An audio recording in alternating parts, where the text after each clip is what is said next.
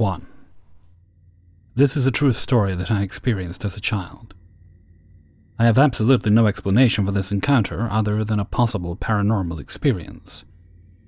If anyone has any possible explanation or a similar experience, please feel free to comment. It was a Wednesday night. My dad was having his weekly game night with his friends. Throw darts, drinking beer, typical game night for my dad. And my mom and I went out to the garage where his man cave was to tell him goodnight. I remember telling my dad's cousin about the tooth I had lost, and that I was so excited for the tooth fairy to come. I was about 8 or 9 years old. I usually slept with my mom on these nights since my dad didn't want to disturb us coming to bed after midnight. She tucked me into bed and read me a story. Afterwards, I closed my eyes while my mom read her own book. The click of her lamp would always wake me up for some reason, and I stared into the pitch-black room.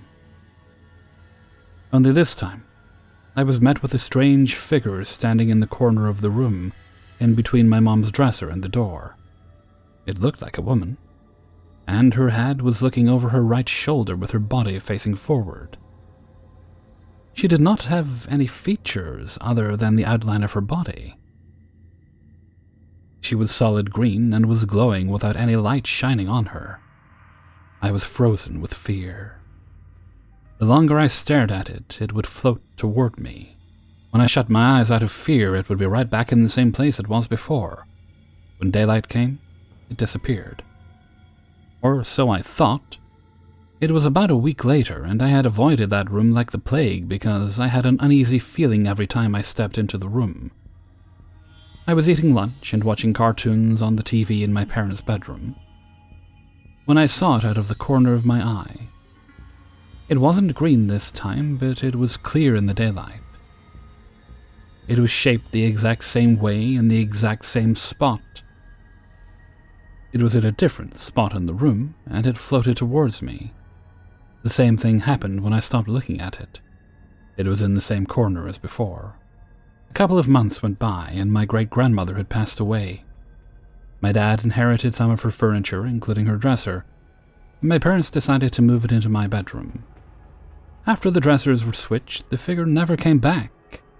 My brother has the old dresser in his room, and hasn't had any experiences like I did. I'm almost 23 now, and I've moved out of my parents' house. Their old bedroom has been transformed into a guest room that I stay in when I come home to visit. The uneasy feeling I used to have is gone, and I haven't seen anything since the figure disappeared years ago. I've told my mom about it, but of course she doesn't believe me and hasn't seen anything herself. I grew up in Russellville in Kentucky, which has a lot of history with the Civil War. My parents' house used to be a vet's office back in the 1800s, but I'm not sure what that has to do with a ghost. I still have zero explanation for what happened all those years ago.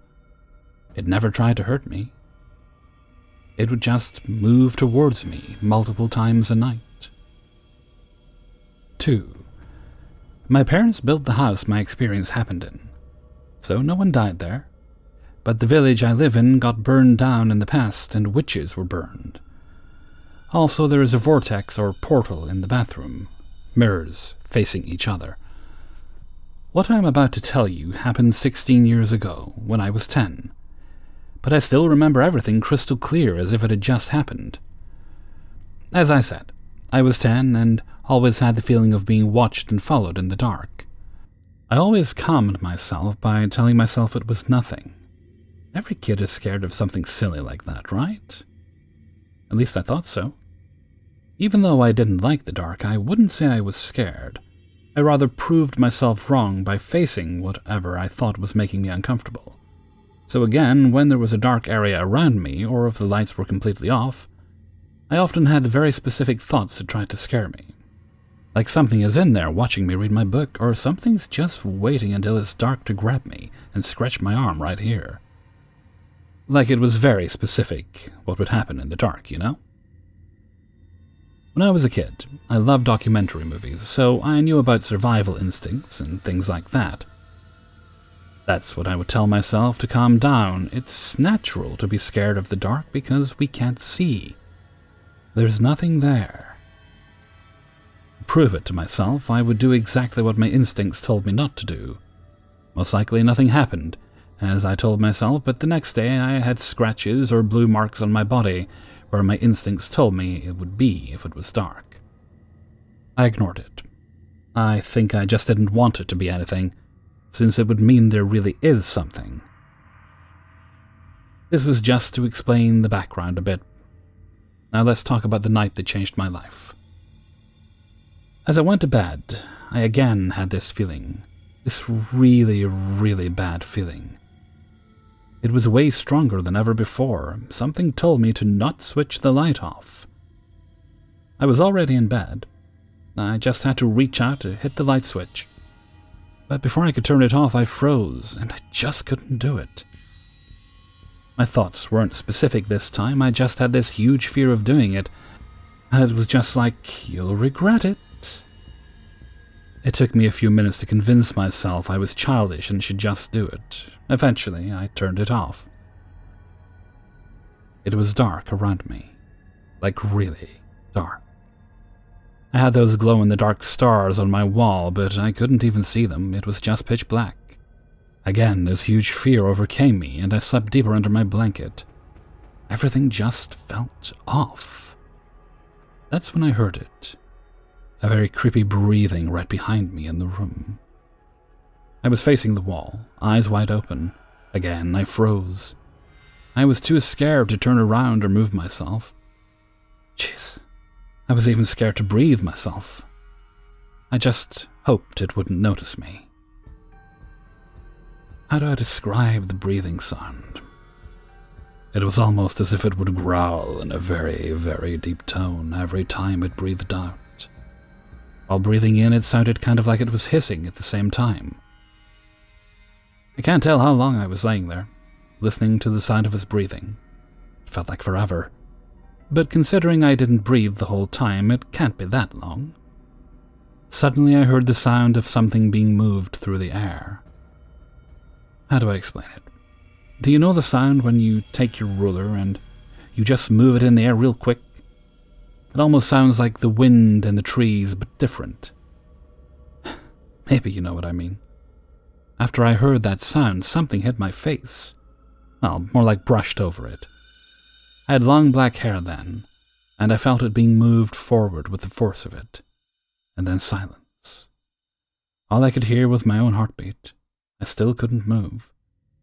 Not because I was paralyzed or something, it was more like I didn't want to move because I didn't know if it was still there and if it would attack me if it found me. I think it was pretty aware of me being there the whole time, but back then I didn't know that. Anything could have been possible, you know? When my body forced me to breathe again, I was freaked out by the sound of my own breath at first. I thought it would be back. It took me a while to figure out it was just me and everything else was still silent. But I still just was laying there, listening. This time I can't tell how long it took me, but I didn't move until I noticed the stars on my wall glowing again. I reached out and turned the lights back on. I was shaking so bad.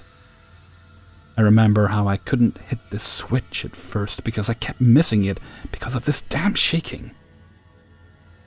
With the light back on, I realized this really happened. Because there was the proof right in front of me. I had a teddy bear in my writing pult on the other side of the room. I remember the sound of something moving in the air and how something slid over my face. Well, there he was. My teddy bear laying between me and the wall, his eyes facing directly towards mine. Something threw him at me. I am still living in the same house, and I am convinced that whatever it was is still here. Over the years, I figure there are several ghosts in this house, and most of them are friendly. But there also is the really evil entity. Well, I'm not sure if it is just this one or even more. Most of the time it's in my old childhood bedroom, so I avoid going up there. My family and me try to get rid of it several times, but every time there's something crushing our plans. And so it's still there. This is not the scariest thing I encountered, but it was the first one that made me realize that there are paranormal things, and I kinda grew up with them. 3. I'll keep this as brief as I can. Quite a few people have seen shit in my apartment, including myself. I've been having nightmares ever since I got here, but the first time I actually saw something weird was on Christmas morning when my roommate, G, and I went into the living room. We both saw a really tall shadow figure of a man standing in front of the front door, and it took us a few steps forward, and then it looked like a shadow was shifting into warping, and it melted into the floor, and then it was gone. Another incident happened when me and G invited Mercutio over to play video games with us. Anyway, G gets sick, and I decide that we should probably call it a night.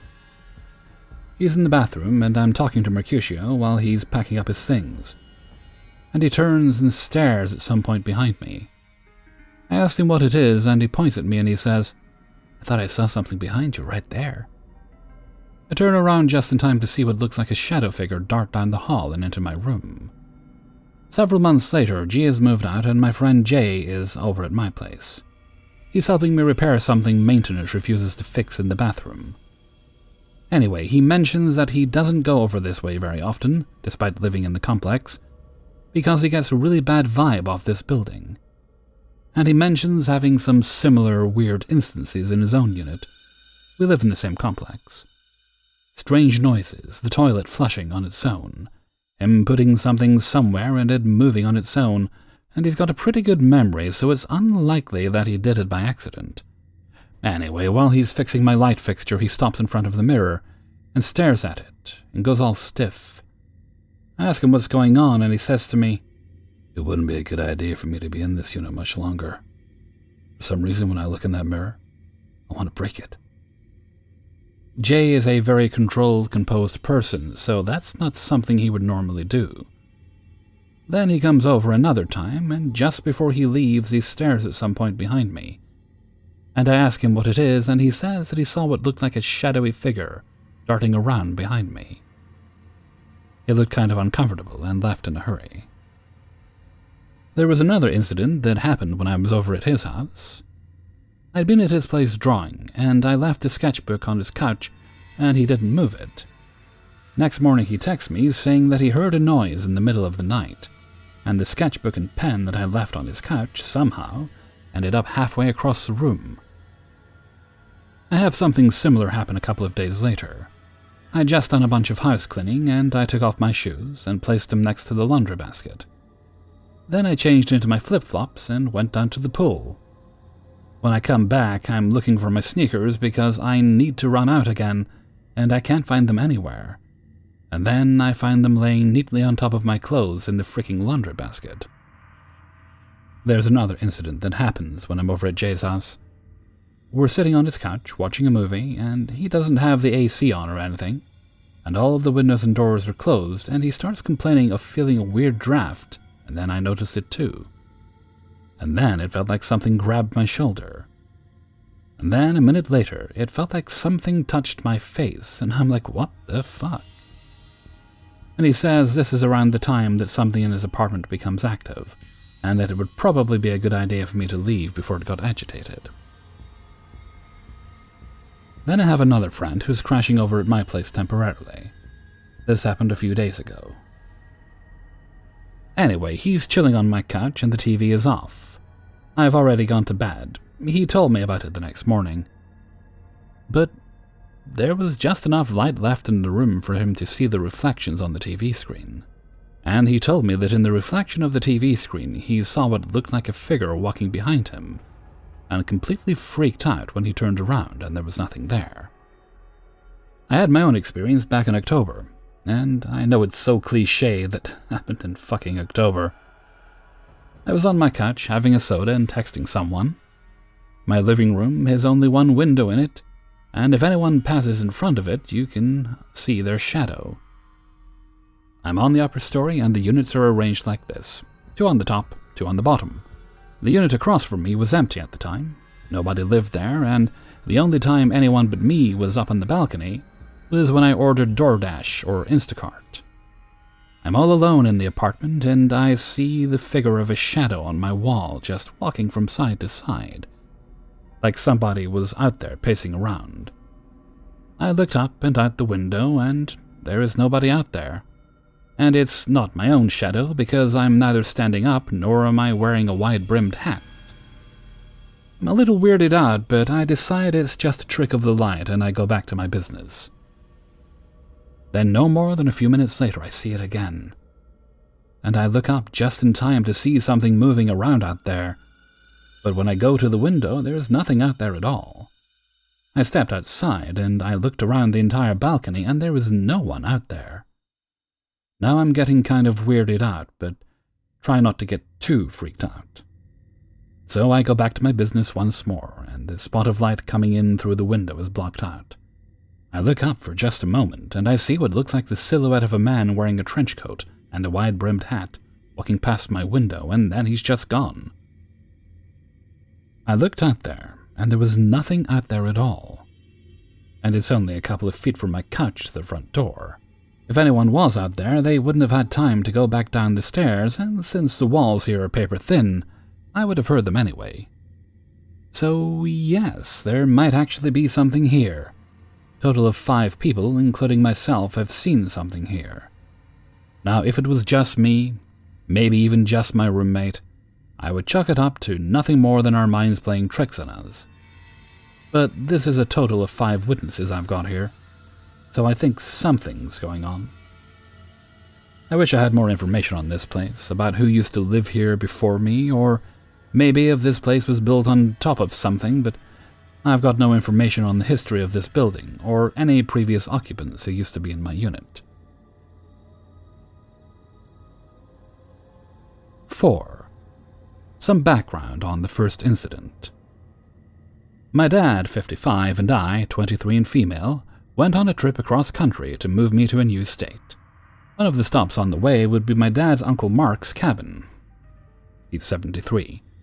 The cabin is situated in rural Illinois, about 55 minutes from the nearest town.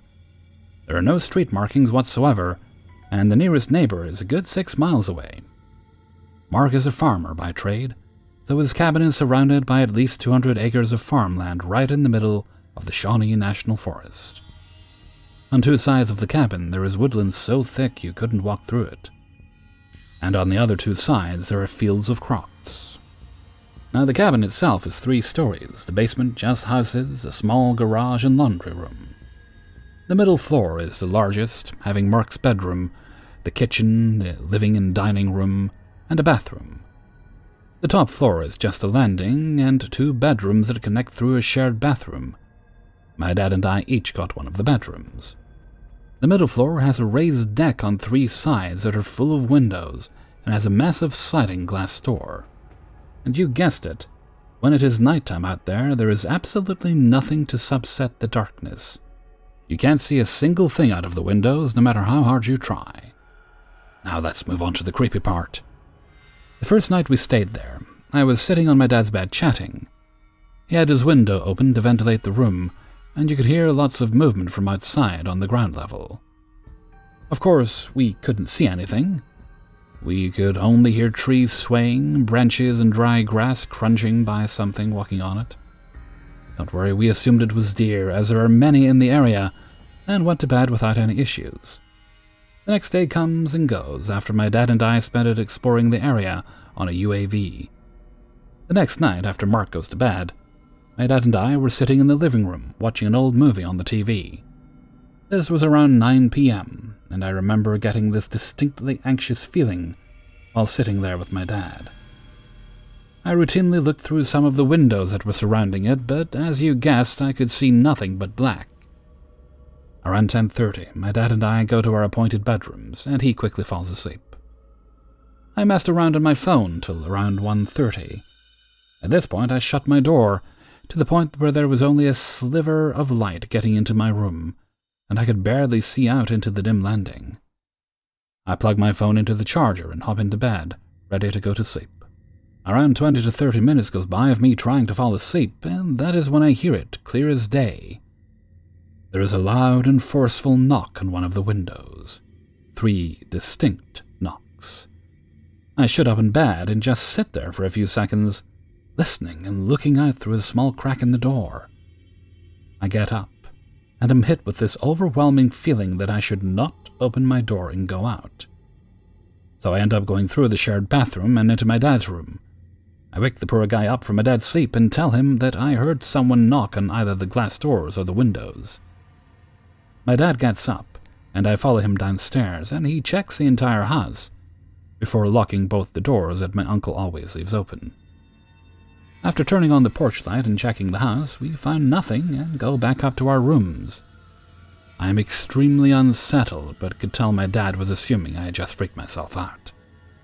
The next morning comes around. I go downstairs where my dad is sitting at the table with Mark. Apparently the two had been discussing what I had heard last night.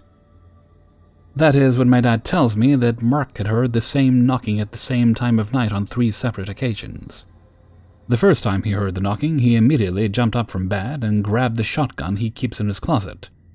He knew there would be no one or no thing good knocking at his door in the middle of nowhere at 2 a.m.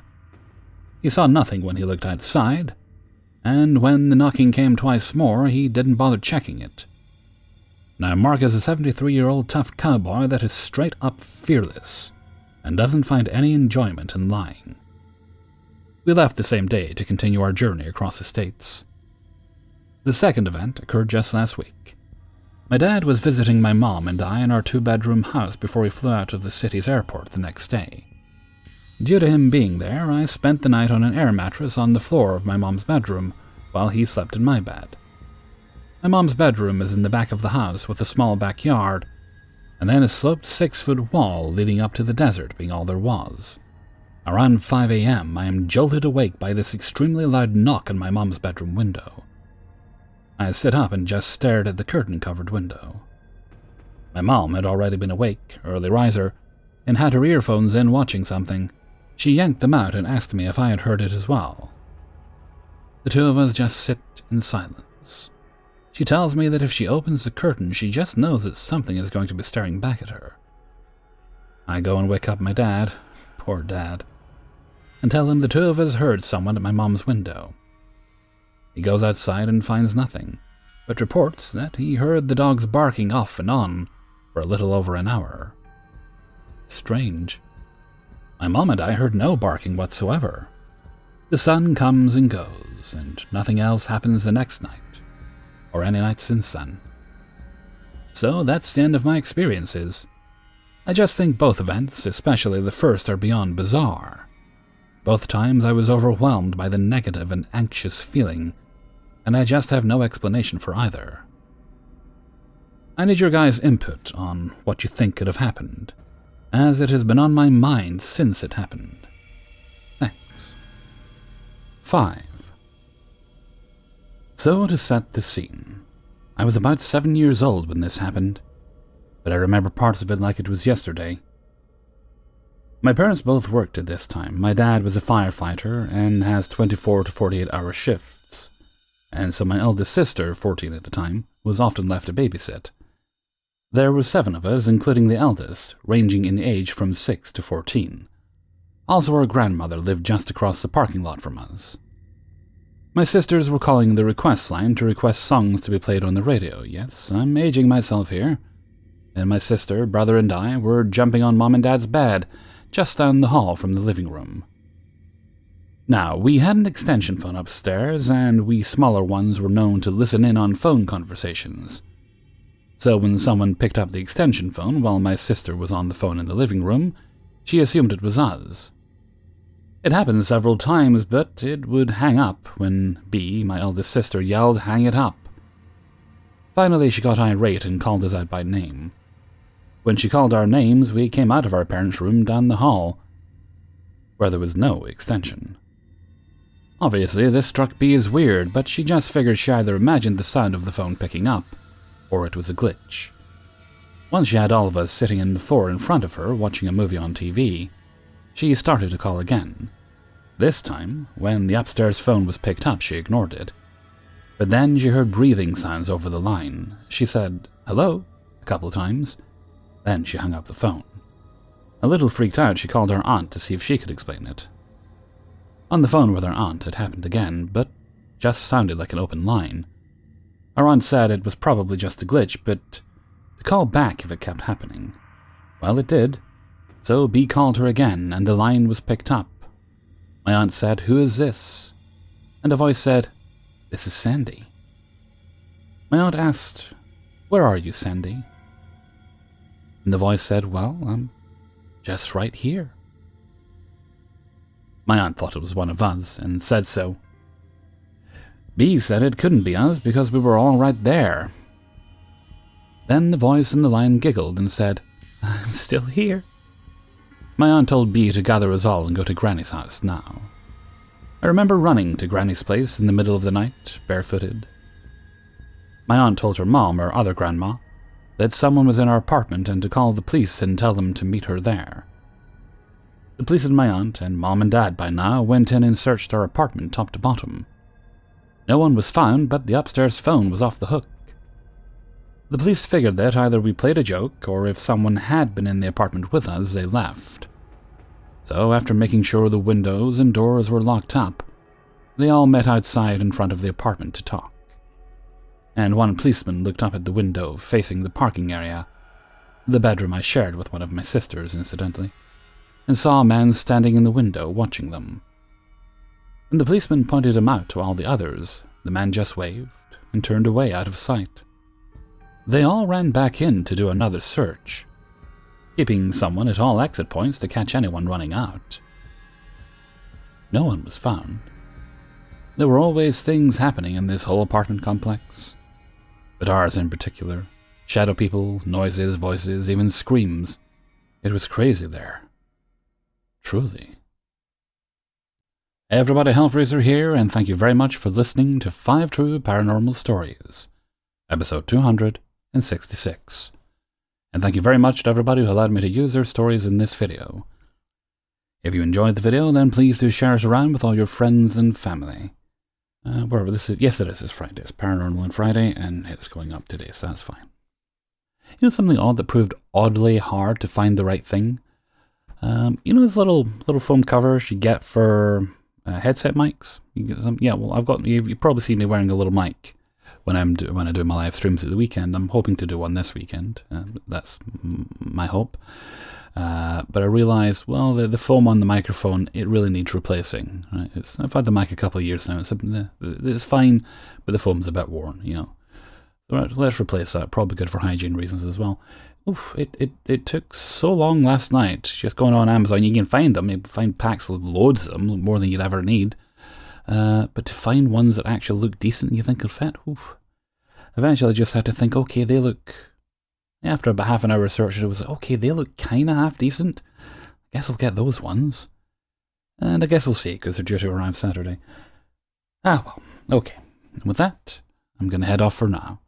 So until next time, thank you very much for listening, and take very good care of yourself.